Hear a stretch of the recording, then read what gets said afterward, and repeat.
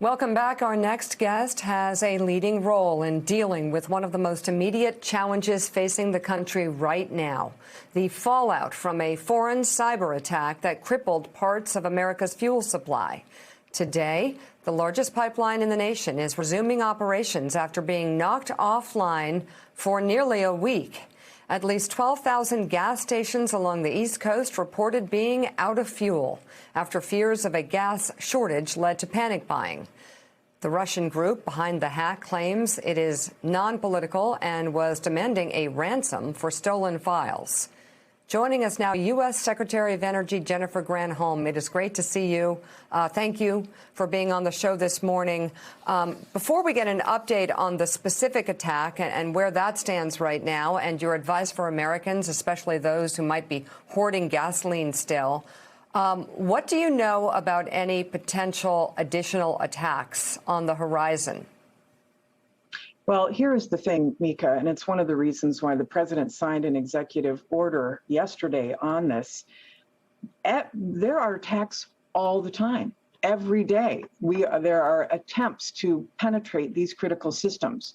It's so important for businesses, governments, and individuals, too, to protect themselves, to harden their defenses against these ransomware attacks, but also other types of penetration, if you will, into their system from nefarious actors. Even my 86-year-old mother had a ransomware attack on her a couple of weeks ago. So nobody is immune. Nobody has total protection. This is coming on hard and strong, and people need to have their antenna up, but mostly their cyber defenses up.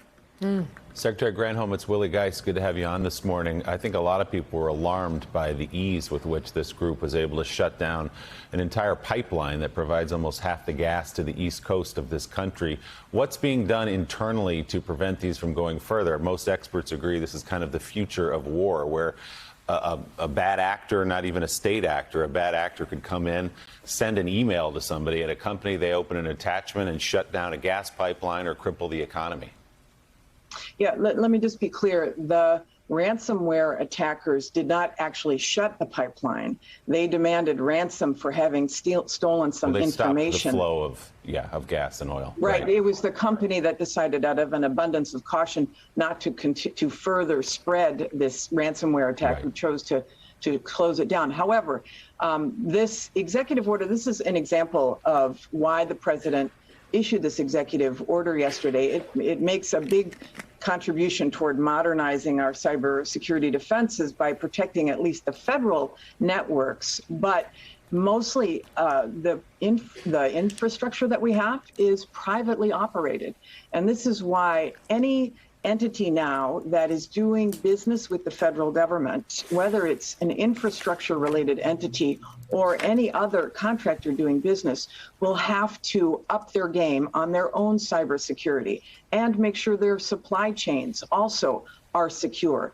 But ultimately, what we need to do as a country is to everybody, the private sector, up their game as well. The federal government doesn't have control over all of these private actors, and that's why we really want to lift the veil and increase visibility, and especially those who are reluctant to share information with the federal government. We want to make sure that they do. If they feel like their own company is compromised, we want to know about that so that we can then protect others. So we want to make sure that the executive order is one that is targeted to the federal government, but that it's an example for what could happen on the private sector side as well. Secretary Granholm, good morning. It's Jonathan Lemire. Last couple of days, we've seen images of Americans starting to hoard gasoline, even at one point pouring it into plastic bags, which we know you should not be doing to transport home in your vehicle. But we've seen fuel prices rise. We've seen real concerns about shortages. Some states, like yesterday in North Carolina, you basically couldn't get gasoline. Some stations here in Washington, D.C. have run out. Can you give us an update now with things hopefully returning to normal, when Americans will see that in terms of both prices and supply? Yeah, you bet. First of all, everybody knows this was constrained to the Southeast. This pipeline had gasoline in the pipeline when it shut down. And so there will be some areas that see relief starting today, but not every area will. This is not like flipping a switch. It's a 5,500-mile pipeline. Rural areas, the pipeline doesn't go to gas stations itself. The pipeline goes to terminals, and then the terminals have to offload the gasoline into trucks, and those trucks then drive to areas. So a majority of the more populated areas will likely see relief in the next couple of days. The rural areas, we hope, it will seem normal, hopefully, by the end of the weekend. I do want to say, you know, people have been hoarding. I understand the fear, but recognize that when you hoard, that means that you might be taking away the opportunity for somebody who needs to go to a hospital, or for an essential worker to be able to get to work. This is a temporary situation.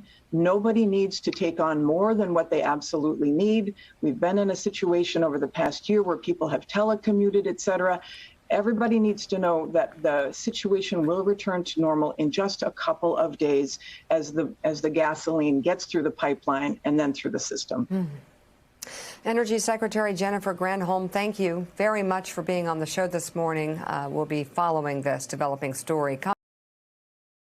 Hey, thanks so much for watching our YouTube channel. You can follow up on today's top stories and breaking news, or catch up on your favorite MSNBC shows all in one place. Download the NBC News app today.